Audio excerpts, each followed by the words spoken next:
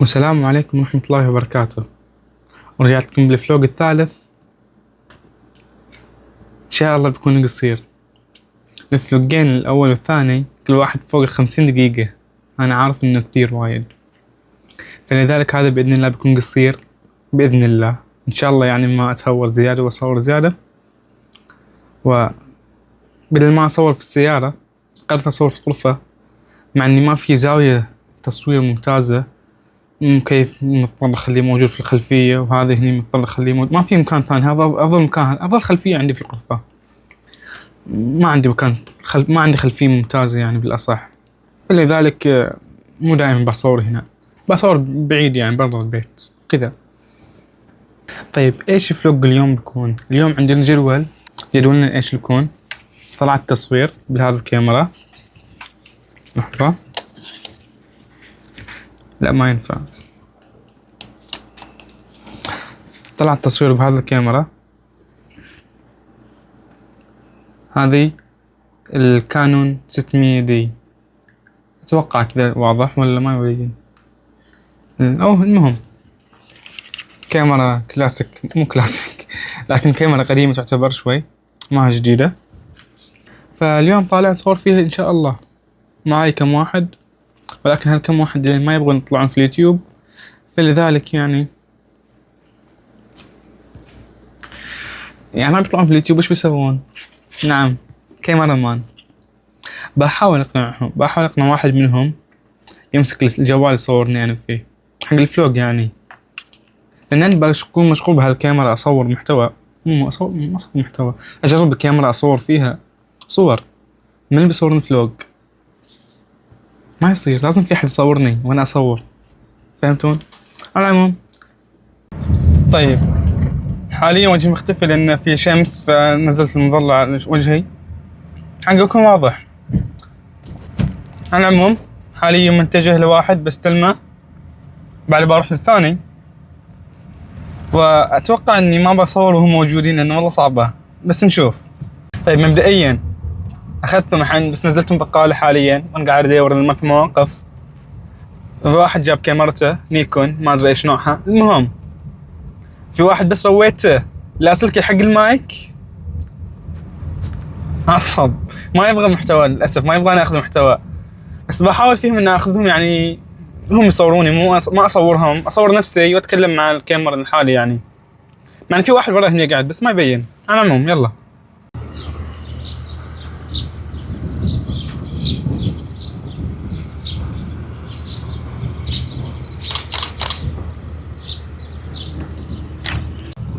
حاليا على البحر نصور قاعدين، المكان وسخ ولكن ما عليه، تصوير الصور ما يبين، فيديو يبين.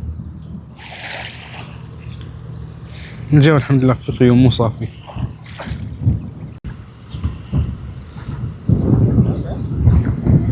الموقع زي كله وسخ طبعا، قمامات بشرية، بس في طيور، في حياة، في أصوات داخل، ولكن تجربة على السريع. الله، ما يبين بس اوكي. المهم ما تطلع في وقت نروح مكان ثاني قبل الأذان. شو الفلوق ده مرة قصير، فعليا مرة قصير، ما صورت شي، ما مداني أصور يعني. الله يهديكم يا بالي، ايش دعوة ما تخليني أصور يعني. طبعا الساعة 6 بأذن، بعد ربع ساعة، مو ربع ساعة، 10 دقايق بأذن تقريبا، فخلاص انتهى المحتوى، ما في مكان أطلع زيادة أصور فيه، هذا النهاية. ولأن مرة قصير بحاول أضيف لكم لقطات وقت الصور واو خام يعني بالأصح، فلذلك الصور تحتاج تعديل قبل النشر، فبحاول أصور لكم وأنا أمنت. لا ما ينفع أصور لكم وأنا أعدل، بحاول أصور لكم يعني أطول مدة الفيديو زيادة، ما ينفع كذا مرة قصير 5 دقايق بس، ما قاعدين من 50 دقيقة ل5 دقايق، خير ما ينفع. طيب مرحبا، مو مرحبا لا. على العموم هذه الصورة تقريبا بعد تعديل الألوان، ايش رايكم فيها؟ لكن لحظة، جاهزين للصدمة. هذه الصورة الأصلية، هذا بعد التعديل. متخيلين الفرق انتون؟ أنا غيرت الألوان، عدلت الألوان والسطوع الأشياء بس. طبعا حطيت حقوقي لأن هالزمن مشكلة. حتى لو حطيت الحقوق بتنشال بعد الذكاء الاصطناعي، ما علينا. على العموم هذه الصورة تجريبية. حاليا في الملف عندي هنا 43 صورة خام، عدلت منها 8 صور تقريبا ألوان الصور بس، بعدلت ما عدلت شيء ثاني غير الألوان. بأكثر من طريقة عدلت الألوان، برويكم إياها بس مو الحين. شوفوا مثلا هذه الصورة خام، يعني ما فيها شيء، ألوانها باهتة. ليش باهتة؟ لأن اسمها خام. الصور الخام تتعدل بالبرامج حق تصير صور حقيقية، ما تنتشر، يعني ما تنفع للنشر على طول زي كذا مثلا، أبدا ما تنفع. فحاليا كذا. طبعا أنا أستعمل فوتوشوب عشان أعدل فيهم. فمثلا هذه الصورة تشوفونها سيئة، بس بعد التعديل ممكن تطلع حلوة، ممكن لا، الله أعلم. طبعا اليوم 13 أبريل كما هو واضح يعني فوق العنوان اكو فرستهم وحوسوا كل شيء. بعد نجي تصور هنا. حاليا قاعد اصور بس عشان ازيد مدة الفيديو، لان مدة الفيديو 5 دقايق بس ما تكفي. طبعا بشرح لكم شي على السريع، كيف تكون مصور محترف يعني تمنتج الصور تعدل فيهم بشكل احترافي. شفتون هذا الاكس والواي؟ هذه احداثيات الحقوق. احداثيات الحقوق اذا الصور كلهم نفس المقاسات، احداثيات الحقوق تكون متشابهة. ليش؟ عشان تكون الصور احترافية اكثر وكذا. طبعا الحقوق هذه سويتها امس على السريع كذا، اقل من دقيقة سويتها، تمشية حال، ولكن احسن من ولا شيء صراحة. فحاليا حقوقي مثلا انا في الاكس 2340 والواي 2422. هذا الرقمين لازم احفظهم عندي، حق اي صورة احط فيها حقوقي احط الحقوق في هالرقمين بالضبط. حق ليش؟ مثلا نزلتهم ستوري، اذا واحد سكب في الصور الحقوق ما تغير مكانها ابدا، الحقوق نفس المكان بالضبط حرفيا. هذا شيء احترافي لازم الناس تعرفه، لازم الناس تسويه. طبعا انا في الجوال لو اصمم في الجوال ما اسويه، في الجوال صعب شوي، بس في الكمبيوتر اسهل بكثير وبس. طيب انا ماسك الجوال بايدي فلذلك فيه اهتزازات. على العموم حاليا برويكم يعني شلون تسوي صورة على السريع. حاليا هذا الفوتوشوب قدامي، جيت تسحب صورة من فوق من هنا، نزل الصورة، الصورة تفتح كذا على طول. طيب إذا الصورة فتحت كذا، كذا الصورة خام، صح ولا مو صح؟ هنا الألوان تعدل على كل شي فيها. مثلا هذه اسحبها كذا حمرك يمين يسار ليه ما تزبط اللون اللي انت تبغاه، أو هذه ليه ما تزبط اللون اللي انت تبغاه مثلا. يعني هذا الشكل، شوف بالنسبة لي أنا شخصيا ما عندي نوع معين أو عندي عادات معينة للصور، كل صورة اختلاف. هي بالموضوع بالنظر، انت اذا شفت الصورة زينة صارت خلاص. يعني ما اعدل كثير يعني صراحة، لكن هذا اهم الاشياء اللي توضح ان الصورة رهيبة. شوف كذا صارت، نزل عليها شوي خليها طبيعية اكثر، نجي من هني ارفع هذه، نزل على هذا، نزل شوي من ذا وذا، نزل شوي منه. طيب هل احتاج اسوي شيء زيادة؟ مليانة اغراض اني اسويهم، ولكن انا ايش بسوي؟ ضغطت اوبن، الصورة فتحت عليه فوتوشوب. طيب وش بسوي؟ اجي اسحب حقوقي اقطها هنا، وزي ما قلت لكم ويش الاكس والواي. خلنا اصور لكم.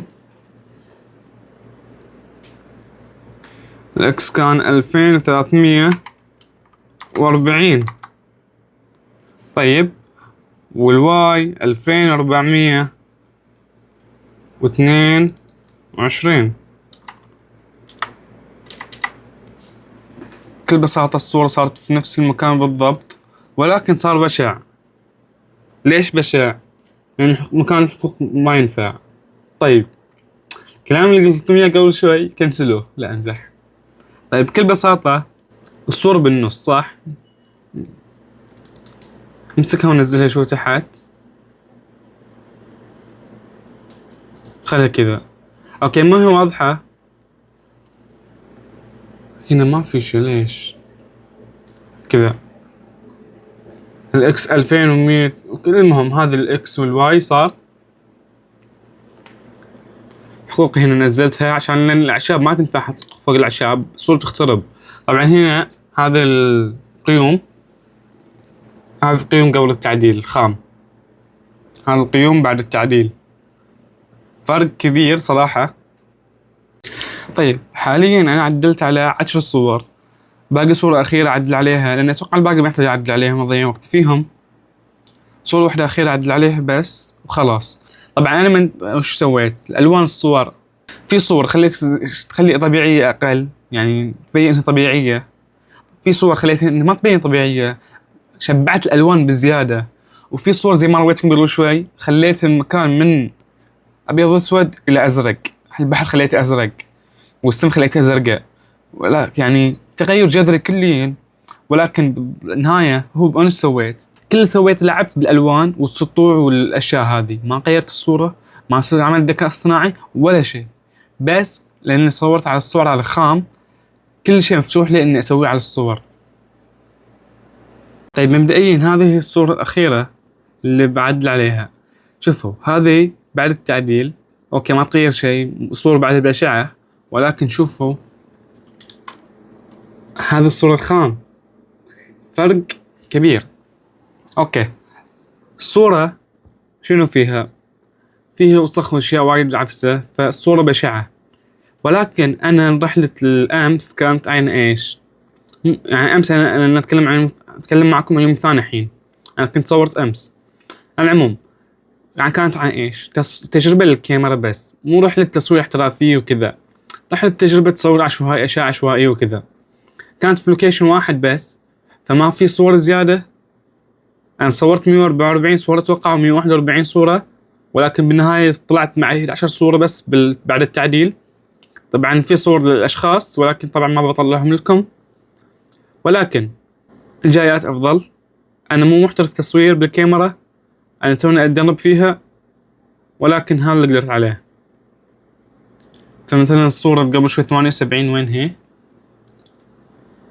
هذه الصورة رهيبة، أنا صراحة فنان، من جد فنان. على العموم الصورة الأخيرة نقول لها اوبن في الفوتوشوب، بعدين نسوي هنا فايل استخراج، طبعا هنا محتواي كذا سيف. كذا حفظت 11 صورة بعد التلوين. طبعا بحطهم لكم هنا باليوتيوب، وبنزلهم على حساباتي في باقي المواقع. ممكن احط لكم شوية في اليوتيوب، ممكن اكمل باقي الصور في مثلا في السناب او الانستغرام. طبعا سناب اللي يبغاه موجود في وصف الفيديو، والانستغرام اللي يبغاه موجود في وصف الفيديو برضو. تمام. طيب كنسلوا المحتوى اللي قبل شوي، او كيف طريقة تحط الحقوق. هذا طريقة اسرع واسهل. جمعت الصور كلهم، مو كلهم لكن نفس المقاس فوق بعض، قطيت الحقوق بكل بساطة، اخفي، طلعت كل الصور مع الحقوق بنفس المقاس ونفس كل شيء. صراحة انا ذكي. طبعا توني اجي افهم مو توني افهم، يعني توني اعرف الطريقة هذا، لان توني استعمل الفوتوشوب. انا ما كنت استعمل ما استعمل الفوتوشوب اساسا، ولا اصور وايد يعني. اذا بعدل اعدل على الجوال ما اعدل على الفوتوشوب، فتوني اعرف الطريقة هذه، ولكن واضح انها افضل بكثير. صحيح ان بعض الصور يبقى لهم تعديل في المقاسات، ولكن لا زالت الصورة رهيبة. حاليا تشوفونهم من شاشة الكمبيوتر بالتصوير اختفت، واو. ولكن بحطهم لكم بالمونتاج بيكونوا اوضح ان شاء الله. اذا ما وضحت الصور بنزل كل الصور بالنهاية على سنابي بعد تنزيل هذا الفيديو مباشرة، وتقدرون تشوفونه عندكم يوم كامل إذا أنزل الفيديو. وتمام، شكرا للمتابعة. وبكذا أقدر أقول هذا نهاية الفلوج الثالث، الحمد لله خلصنا منه. وشكرا للمتابعة، ونلقاكم بالفلوجات القادمة بإذن الله، والقادم أجمل إن شاء الله تعالى وأفضل بكثير إن شاء الله. كان معكم جواد، اشتركوا بالقناة، حط لايك ونشر وشير وشارك المقطع بكل مكان.